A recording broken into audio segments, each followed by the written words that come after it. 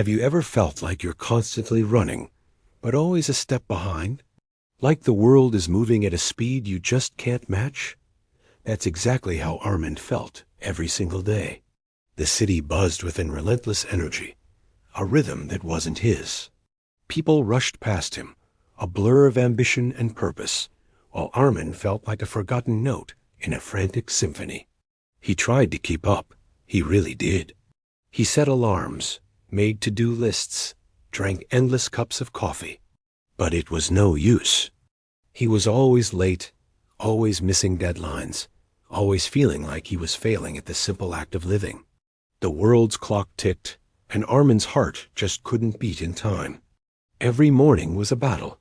The alarm would shriek, pulling him from a world of dreams where time flowed like a gentle river.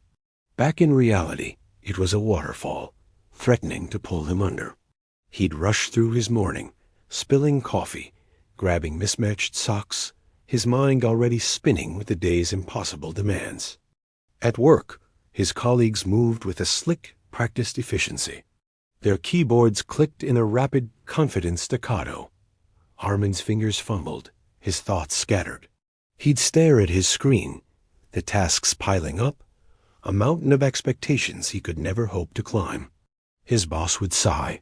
His friends would joke about Arman time, and with each passing moment, the chasm between him and the rest of the world grew wider. He wasn't just out of sync. He felt completely invisible. One rainy afternoon, feeling more defeated than ever, Arman wandered aimlessly through the city's old, forgotten streets. He was trying to escape the noise, the pressure, the relentless ticking of the clock that seemed to echo in his own head. That's when he saw it.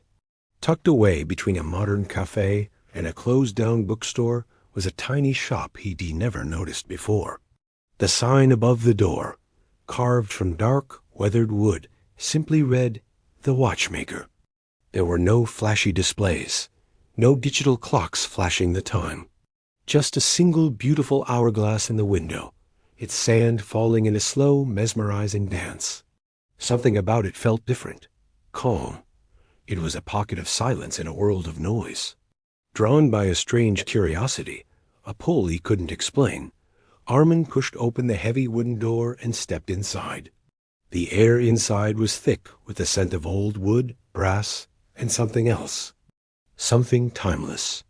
A gentle, rhythmic ticking filled the space, but it wasn't the harsh, demanding tick-tock of a normal clock. It was a soft, steady heartbeat. The shop was a wonderland of timepieces. Grandfather clocks stood like silent sentinels. Cuckoo clocks slept on their perches, and glass cases glittered with pocket watches of every shape and size. Behind a large wooden desk, surrounded by tiny gears and delicate tools, sat an old man. He had kind eyes that crinkled at the corners and a long silver beard. He looked up as Arman entered, a gentle smile on his face. "Lost in time, are we, young man?" he asked, his voice as smooth and steady as the ticking that filled the room. Arman, for the first time in a long time, didn't feel the need to rush his answer. He just nodded. The watchmaker's name was Elias. He didn't ask Arman what was wrong. He seemed to just know. He listened, truly listened, as Arman stumbled through his story, explaining his frustration, his feeling of being perpetually out of step. Elias nodded, his gaze patient. "The world has many clocks," he said softly, picking up a beautiful, intricate pocket watch from his desk. "And they all demand your attention. They tell you when to wake, when to work, when to rest. But they are not your clock." He opened the back of the watch, revealing a dizzying array of tiny, spinning gears, each moving in perfect harmony. Most people spend their lives trying to sync themselves to an external rhythm, a beat set by someone else.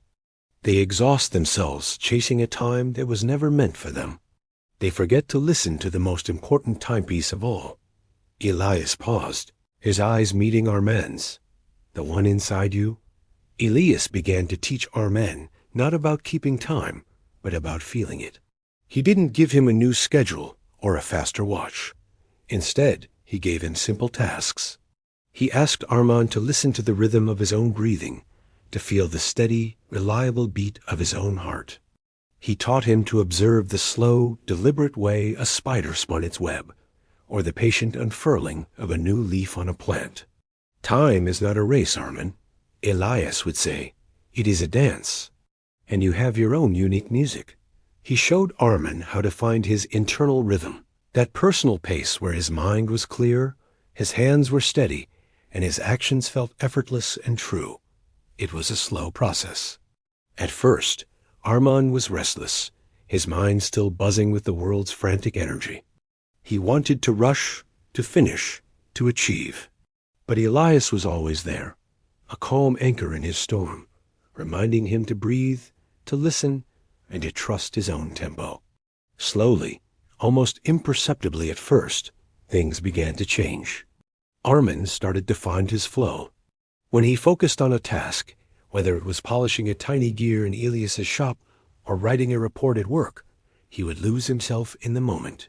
The frantic noise of the outside world would fade away, replaced by a quiet, focused calm. He was no longer fighting the clock.